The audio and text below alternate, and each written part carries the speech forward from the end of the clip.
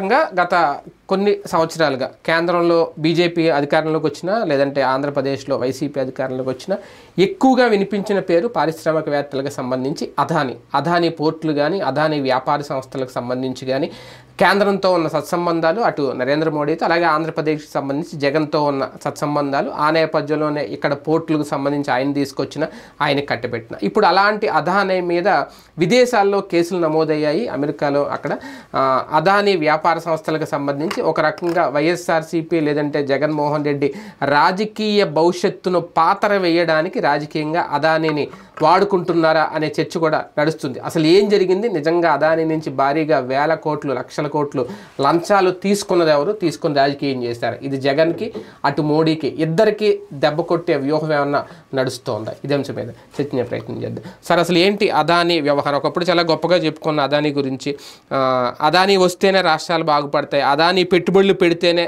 రాష్ట్రం అభివృద్ధి పదంలో ముందుకెళ్తుందని అనుకుంటే అదానీ నుంచి లంచాలు తీసుకున్నారు, చివరికి జగన్ కూడా తీసుకున్నారు అనేది ఆయన మీద నమోదవుతున్న కేసులు. అసలు ఏం నడిచింది బ్యాక్గ్రౌండ్లో?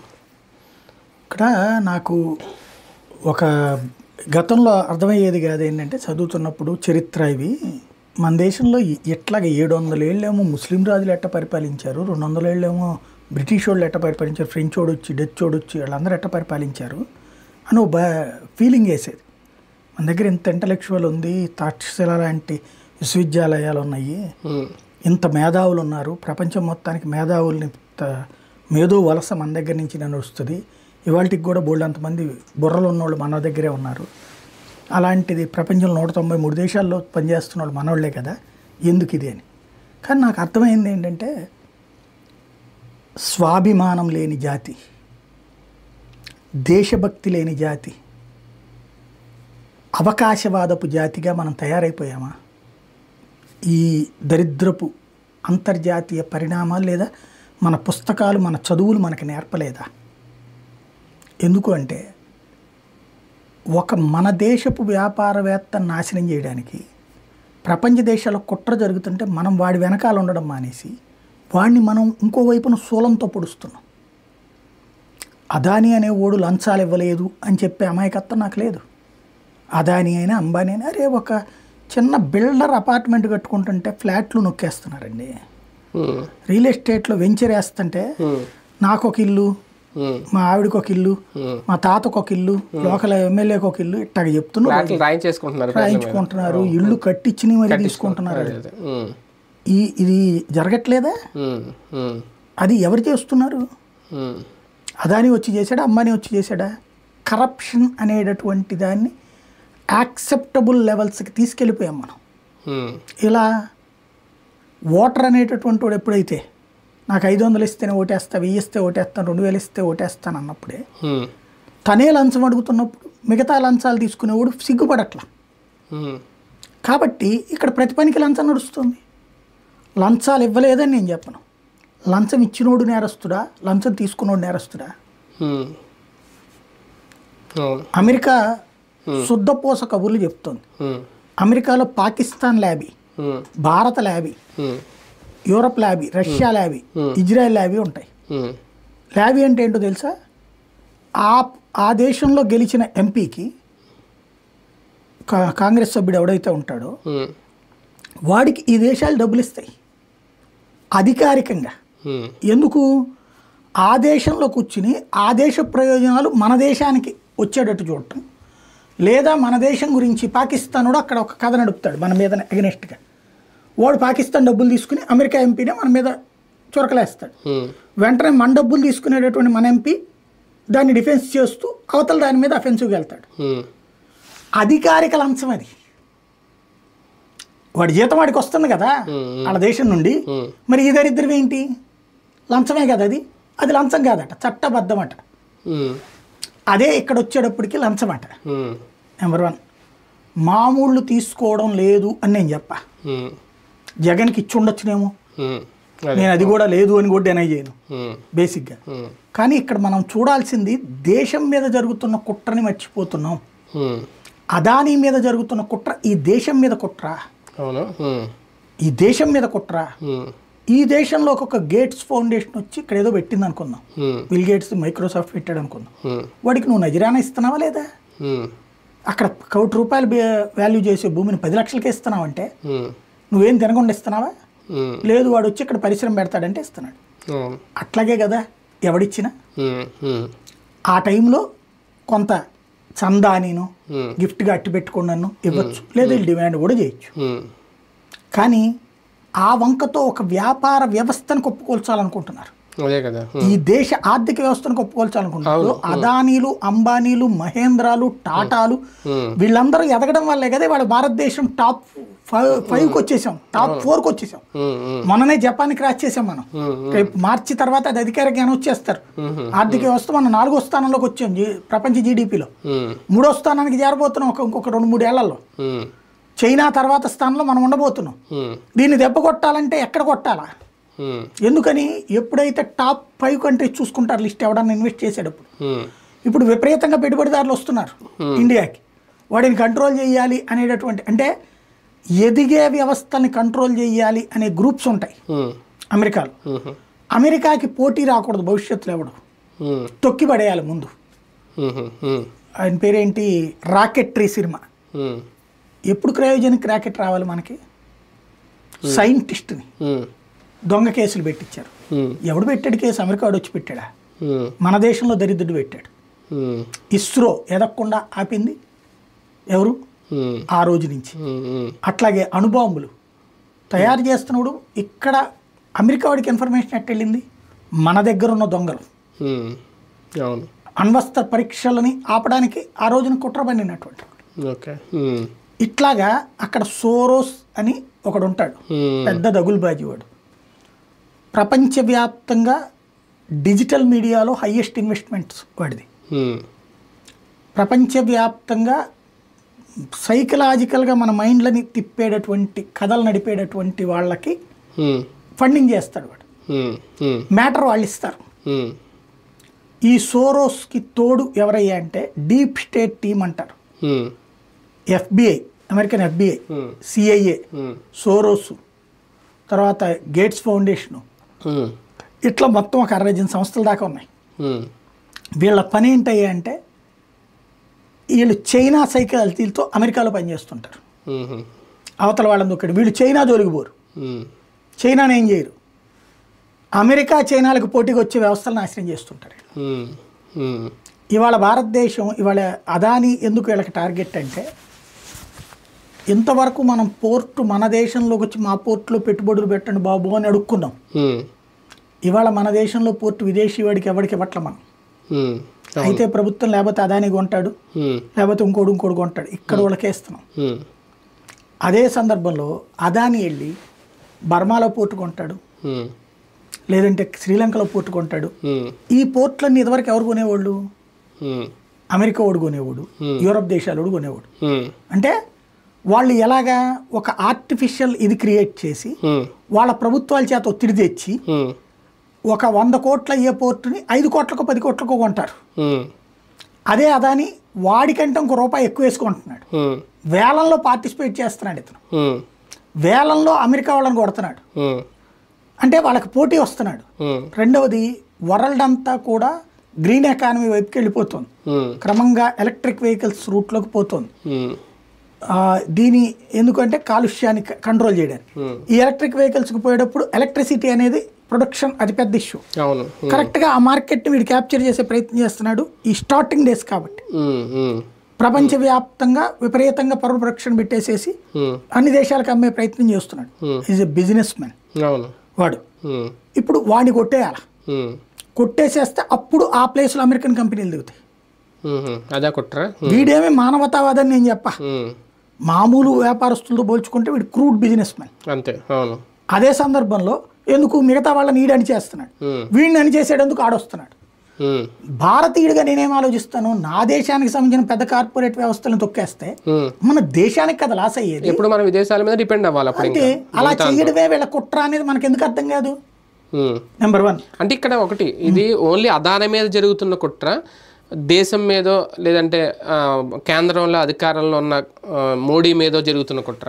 దేశం మీద జరుగుతున్న కుట్ర, దానికి ఒక సోర్స్ అదాని. ఇంతకుముందు రఫేల్.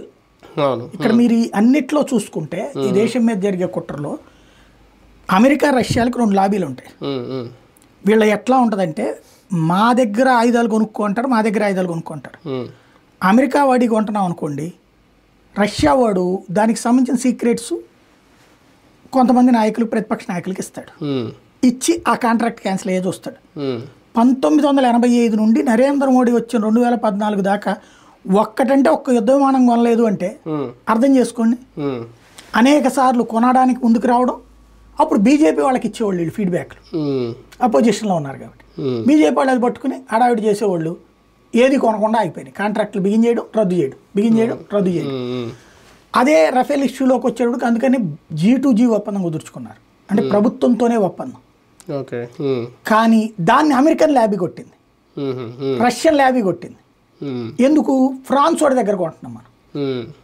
అది ఫ్రాన్స్ మళ్ళీ యూరోపియన్లో భాగస్వామి, కానీ ఫ్రాన్స్ దగ్గర కంటే నా దగ్గర కొనాలి కదా నువ్వు. నేను F-16 ఇస్తానంటే వద్దని నువ్వు రఫేల్ కొంటావేంటి? ఈ దీంతో దెబ్బకొట్టే ప్రయత్నం చేశారు. అప్పుడు చేసింది అమెరికానే, చైనా కలిసి. ఇప్పుడు చేస్తుంది అమెరికా, చైనా కలిసి.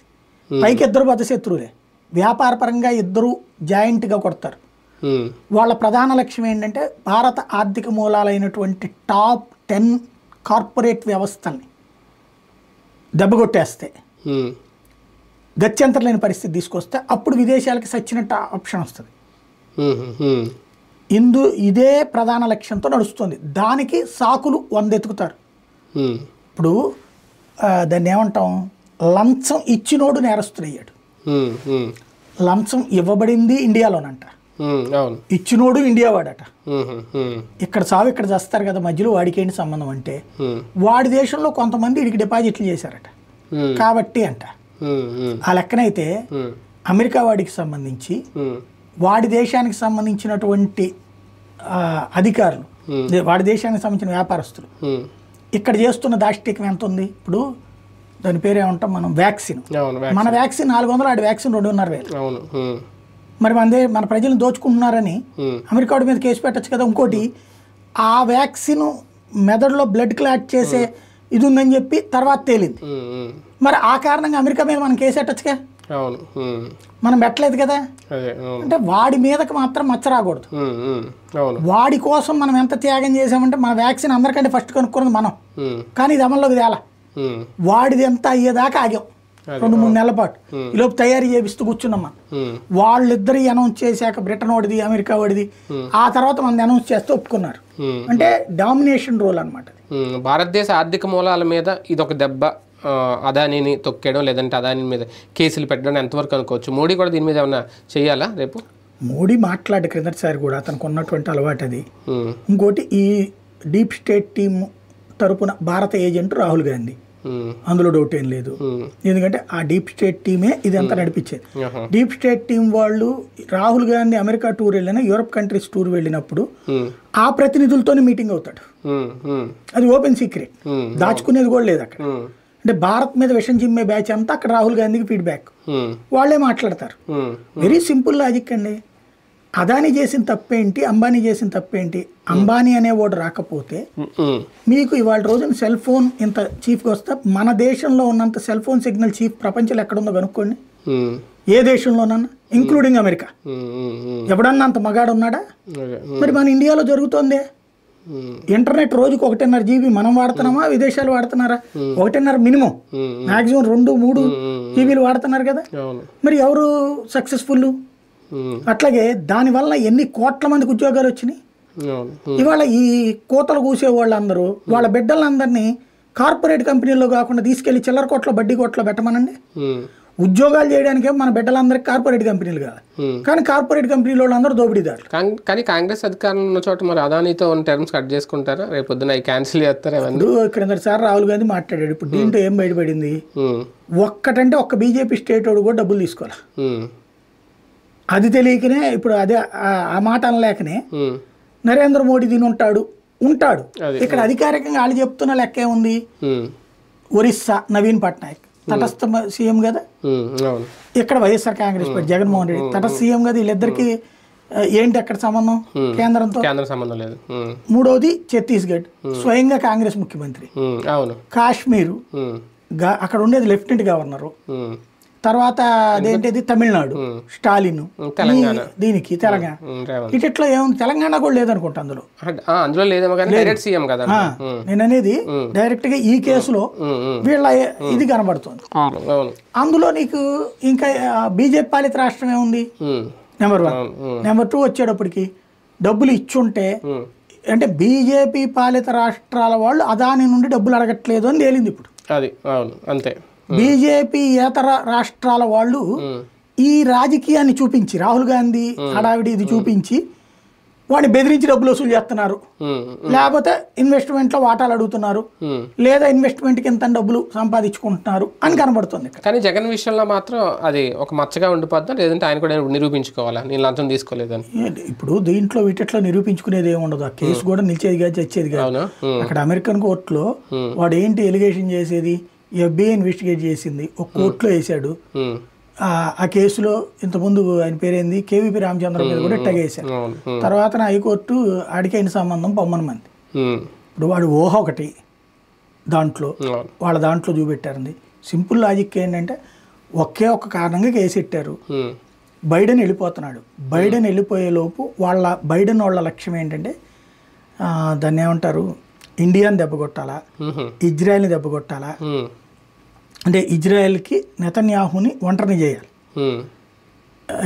భారతదేశాన్ని అదానీని దెబ్బకొట్టాలా, భారతదేశం పొజిషన్ రాహుల్ గాంధీకి వచ్చేటట్టు చేయాలి, ప్రధానమంత్రిని చేయాలి రాహుల్ గాంధీ. అదే సందర్భంలో యూరోప్ దేశాలకు సంబంధించిన ఆధిపత్యం పెంచాలి. ఇక్కడ ఒక క్రైస్తవ దేశం సృష్టించాలి. బంగ్లాదేశు, భారతదేశము, మయన్మారు, ఈ మూడిట్లోని కొంచెం కొంచెం ముక్కను కలిపి తీసుకురావాలి. అంతర్జాతీయ రాజకీయం వాళ్ళు చెప్పినట్టు నడవాలి. ఇలా ఈ ఒక స్కెచ్తో ఉన్నారు. ఆ స్కెచ్కి భంగం ఇప్పుడు, ఆ స్కెచ్ కోసం ఈ ఎత్తుగడ వేస్తున్నారు అంతే. అది ఎవరికైనా ఎవరు బలవుతారు చూద్దాం. మొత్తానికి అదానీ మీద జరుగుతున్న కుట్ర దేశం మీద జరుగుతున్న కుట్రగా భావించాలా. అగ్రరాజ్యంలో నడుస్తున్న స్కెచ్ ఇప్పుడు అదానీ నెత్తుకు చుట్టుకుందా? నిజంగా రేపొద్దున్న జగన్మోహన్ రెడ్డి గారు సమాధానం చెప్తారా దీనికి? నిజంగా ఆయన లంచాలు తీసుకున్నారా అన్ని లక్షల కోట్ల రూపాయలు అదానీ నుంచి? అలాగే ఇది మోడీ మీద కూడా ఎంతవరకు ప్రభావితం చూపుతుంది భవిష్యత్తులో చూద్దాం.